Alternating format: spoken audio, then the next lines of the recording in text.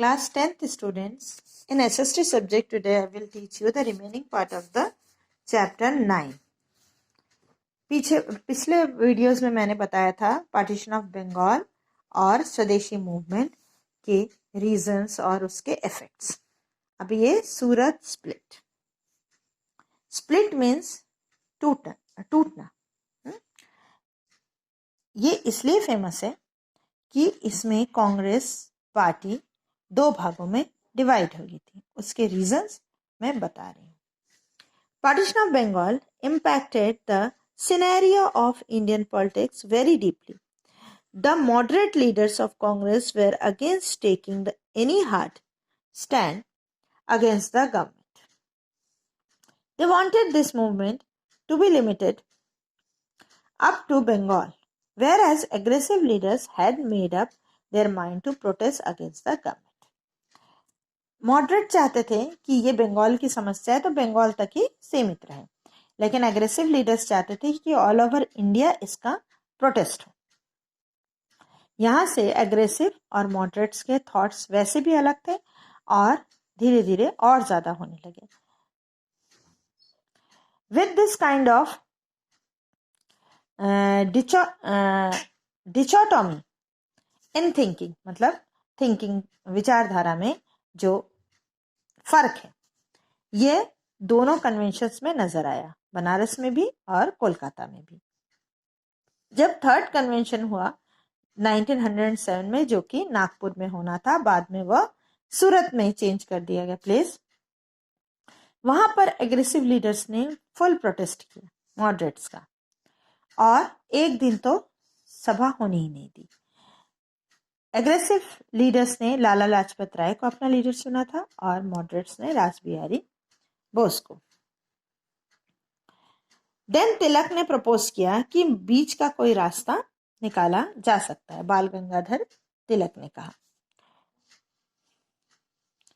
Moderates refused to accept this proposal. Moderate ने ये जो प्रपोजल था वो रिफ्यूज कर दिया. Consequently there was chaos and disorder in the meeting. Meeting में शोर हुआ और कैओस मचा और मीटिंग प्रॉपरली नहीं हो पाई. The rift between moderate and extremist became so wide that aggressive nationalist were ousted from the Congress. ये जो दरार थी वह मॉडरेट और एग्रेसिव की बहुत ज़्यादा बढ़ गई और एग्रेसिव ने उस कांग्रेस से अलग होना पसंद किया. द सैडिकल नेशनलिस्ट, जो पुराने नेशनलिस्ट थे, उन्हें भी लगने लगा कि मॉडरेट्स जो हैं वह एक रुकावट जैसे बन रहे हैं नेशनल मूवमेंट में. और मॉडरेट्स दूसरे रास्ते पर ये सोच रहे थे कि वो पार्टी को एग्रेसिव थिंकिंग से बचा लेंगे. वो चाहते थे कि एग्रेसिव थिंकिंग वाली पार्टी वो ना बने. After the incident of Surat, the moderate and extremist nationalists were forced to think of a common agenda. वह सोच रहे थे कि दोनों के बीच कोई एक कॉमन एजेंडा तो मिले, लेकिन उन्हें कुछ नहीं मिला. Did not agree upon concluding the differences and finally there was a divide in Congress. Congress में डिवीजन हो गया, जिसको सुनकर सबसे ज्यादा खुश तो ब्रिटिश गवर्नमेंट हुई. But in fact Surat split opened a new chapter in the freedom movement. लेकिन बाद में उन्हें समझ में आया कि सूरत स्प्लिट जो था वो नया अध्याय लेकर आया था नेशनल मूवमेंट में, ये आजादी की लड़ाई. The Gandhian era. महात्मा गांधी को हम किसी भी हालत में अपने देश की आज़ादी के लड़ाई से या वहाँ के जो कुछ भी है उससे अलग नहीं कर सकते. उनका एक युग था, एरा बोलते हैं जिसको. गांधी जी का पूरा नाम मोहनदास करमचंद गांधी था. वो लंदन से लॉ पास आउट थे और जॉब कहाँ करते थे? साउथ अफ्रीका में. वहाँ भी उन्होंने देखा कि डिस्क्रिमिनेशन होता है, ब्लैक्स और गवर्नमेंट डिस्क्रिमिनेट करती है ब्लैक्स और वाइट में, तो वहाँ पर भी उन्होंने एक्शन लिया. और बाद में वहीं पर उन्होंने सत्याग्रह को शेप दिया कि उनका जो विचार था कि जो कुछ भी लड़ाई होगी वह नॉन वायलेंट होगी और सत्याग्रह पर आधारित होगी, सत्य की जीत होती है, यह उनका विचार था और इसको वो सत्याग्रह कहते हैं, सत्य के लिए आग्रह। Many forceful mass movements were organized under the leadership, disobedience of law, boycott of courts, peaceful demonstration, ये सब इनके हथियार थे, weapons थे। स्टॉप शॉप्स, दुकानें बंद करना, non payment of tax, tax नहीं भरना, bringing the major industries to a close, ऐसा स्थिति पैदा कर देना कि बड़े बड़े इंडस्ट्रीज बंद हो जाए।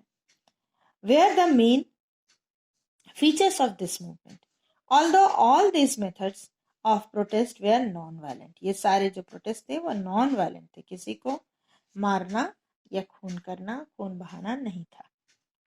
Gandhi ji lead very simple life, उनका जीवन बहुत ही सादा था। He talked to people in a language which they could understand. That's why soon he was called महात्मा। वो बहुत जल्दी घुल मिल जाते थे साधारण जनता से और इसलिए उसी भाषा में बात करते थे जिस भाषा में सामने वाला बात करता था, इसलिए उन्हें महात्मा बहुत जल्द वो कहलाने लगे। Gandhi ji incorporated highest moral values in the freedom movement and succeeded in converting it into a mass movement. Gandhi ji का जो वैल्यू था, मॉरल वैल्यू, नैतिक विचार, वो बहुत ऊंचे थे, आदर्श बहुत ऊंचे थे, इसलिए धीरे धीरे वह लोगों को भी प्रभावित करने लगे। He provided a solution which was in conformity with truth and non-violence. उन्होंने ये प्रूफ करके दिखाया कि सच्चाई और नॉन वायलेंस से किस तरीके से इफेक्ट पैदा किया जा सकता है। He also reiterated that means should also be pure to achieve an objectives. कोई भी ऑब्जेक्टिव्स या लक्ष्य को पाने के लिए हमें कैसी कोशिश करनी चाहिए? ईमानदार कोशिश करनी चाहिए। The methodology which he employed to struggle against the British rule is called सत्याग्रह। जो उनका मेथड था वो था सत्याग्रह। ये तो हुआ देश, नेशनल फ्रीडम मूवमेंट पर, लेकिन समाज के लिए भी गांधी जी ने बहुत सारा काम किया। फर्स्ट, उनने हमारी जो जाति प्रथा थी उसको हटाने की बात की, अनटचेबिलिटी को बिल्कुल दूर करने की बात की स्ट्रिक्टली, और कॉटन इंडस्ट्री को बढ़ावा देने की बात की, गांव को समृद्ध करने की बात की। गांव जब समृद्ध होगा, गांधी जी के कहने अनुसार था कि जिस देश का गांव समृद्ध होगा, हमारा देश उस दिन सबसे ज्यादा डेवलप करेगा। अब Rowlatt act, first world war finish हुआ 1918 में और टर्की हार गया। टर्की जो देश था वो हार गया। टर्की था मुस्लिम बहुल देश। जो विनर्स थे कंट्रीज, जिसमें कि ब्रिटिश भी थे, उन्होंने टर्की को पूरी तरह खत्म करने की ठान ली और मुस्लिमों को बहुत ज्यादा परेशानी झेलनी पड़ी टर्की कंट्री में। टर्की कंट्री के मुस्लिम परेशान थे तो हमारे इंडियन जो मुस्लिम थे वो भी ब्रिटिश गवर्नमेंट के विरोध में हो गए। तो 1919 में अंग्रेजों ने एक एक्ट लाए, एक कानून लाए, वो था Rowlatt act. Policy of suppression था, वो हमें दबाने की पॉलिसी थी। अब उसमें क्या था? द रॉलेट एक्ट, ये मोस्ट इंपॉर्टेंट है एक शॉर्ट आंसर के लिए, वेरी शॉर्ट, कि व्हाट इज रॉलेट एक्ट, ध्यान से सुनेंगे। The Rowlatt Act gave the right to the government to send an individual to jail without any judicial trial. Rowlatt Act, अंग्रेज ऐसा कानून लेके आए थे कि गवर्नमेंट के पास अधिकार होगा कि वो बिना किसी जुडिशियल ट्रायल के किसी को भी अरेस्ट करके जेल में डाल सकते हैं। Massacre of Jallianwala Bagh, Rowlatt act का विरोध शुरू हो गया। मार्च में आया, 6 अप्रैल से पूरे पंजाब में स्ट्राइक्स, डेमोन्स्ट्रेशन सबसे ज्यादा पंजाब में हुआ और लाठी चार्ज भी हुआ। गवर्नमेंट ने लाठी चार्ज किया, बुलेट से फायरिंग की। ये सारी चीजें बहुत ज्यादा पंजाब में हुई और तब हमारे 2 बड़े लीडर को अरेस्ट भी किया गया, doctor Satyapal and doctor Saifuddin Kitchlu. इनके अरेस्ट हो जाने से 13 अप्रैल जलियांवाला बाग में मीटिंग आई। मीटिंग का व्यवस्था की गई और वो बैसाखी डे था। बहुत से लोग इकट्ठा हुए थे। अब वो क्या हुआ था वहां? This is a small garden surrounded with houses. General Dyer entered from the only gate of the garden, surrounded it along with all his soldiers. Without giving any warning to the people, he ordered his soldiers to open fire. Children, women, and old people were also present there for the meeting. The firing lasted for 10 minutes and nobody could escape from there. After some time, Dyer left the place. कुछ देर बाद उसने खूब गोलियां चलाई 10 minute तक। जो एक gate था उससे वो एंटर किया। उसने अपने सोल्जर्स को लाइन से लगाकर 10 मिनट तक फायरिंग की और उस कोई भी व्यक्ति उस जलियांवाला बाग से बाहर नहीं निकल पाया। उस टाइम के रिकॉर्ड के हिसाब से 100 लोग मारे गए थे और 1200 लोग घायल हुए थे, जिसमें बच्चे, औरतें, बूढ़े लोग सब थे जो मीटिंग करने के लिए आए थे। ये इतना क्रूर एक था अंग्रेजों का कि उसकी क्रूरता से पूरा देश कांप गया और अंग्रेजों ने भी, बहुत से अंग्रेजों ने भी इसका विरोध किया। उसके बाद पंजाब में मार्शल लॉ लगा दिया गया। मार्शल लॉ मीन्स कर्फ्यू लगा दिया गया। लेकिन हमारे देश के मूवमेंट की जो जुनून था वह नहीं रुका। The terror of military which Dyer hope to develop failed.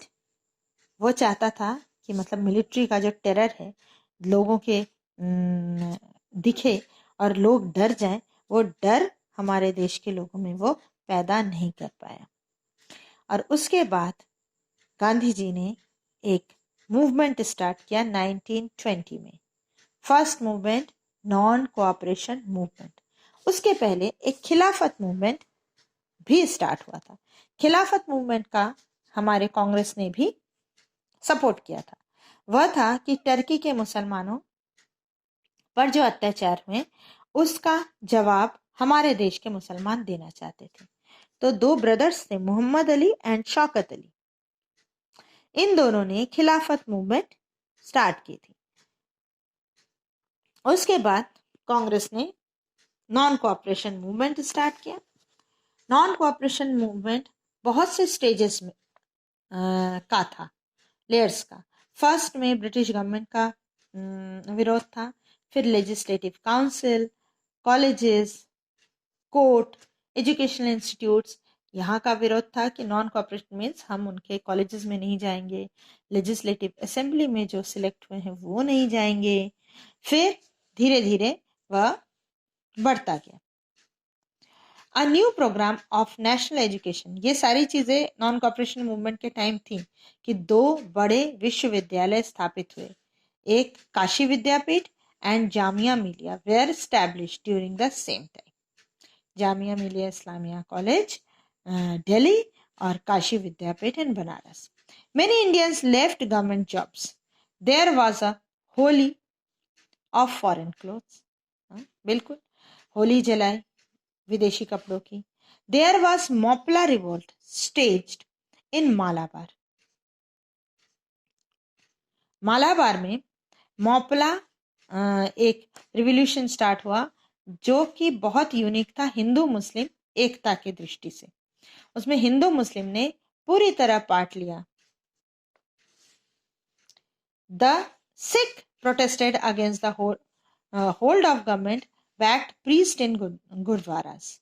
Gurdwara के जो प्रीस्ट थे सिख लोगों के, उन्होंने भी इसका फुल विरोध किया, नॉन कोऑपरेशन मूवमेंट में पूरी तरह साथ दिया। गांधी जी का एक एजेंडा था कि नॉन कोऑपरेशन मूवमेंट जब तक चलेगा तब तक देश में किसी तरह का कोई खून खराबा नहीं होगा। But in February 1922, Gandhiji decided to launch the movement was not to pay tax in Bardoli district. Bardoli district में वो टैक्स नहीं पे करेंगे वहाँ के किसान, ये गांधी जी ने डिसाइड किया, एक मूवमेंट लॉन्च किया। इसका नेतृत्व सरदार वल्लभ भाई पटेल ने किया था। लेकिन 5 फरवरी एक कांड हुआ चौरी चौरा इन उत्तर प्रदेश, जहाँ पर हमारे रिवोल्यूशनरीज ने कुछ पुलिस स्टेशन में आग वगैरह लगा दी थी। उसमें 22 पुलिसमैन मारे गए थे। When this news reached Gandhiji, he took it as the God's premonition and decided to suspend the non-cooperation movement. जब ये न्यूज़ गांधी जी के पास पहुंची कि 22 पुलिस मारे गए हैं, उन्होंने नॉन कॉपरेशन मूवमेंट बंद कर दिया। इससे जो जेल में बंद हमारे लीडर्स थे वो बहुत खफा हुए गांधी जी से।